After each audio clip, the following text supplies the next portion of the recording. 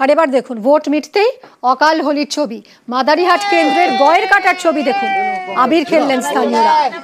পালা বদলের আশায় উল্লাস তৃণমূলে, কারণ গত দুবারই এই মাদারিহাট দখল করে রেখেছিল বিজেপি। ভোটের হারে পালা বদল দেখছে এবার শাসক দল, তাই ভোট মিটতেই অকাল হোলিতে মেতেছেন তারা।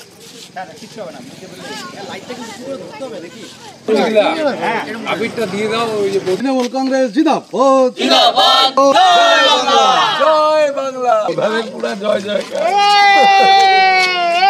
কংগ্রেস জিন্দাবাদ। আমার গায়ে সব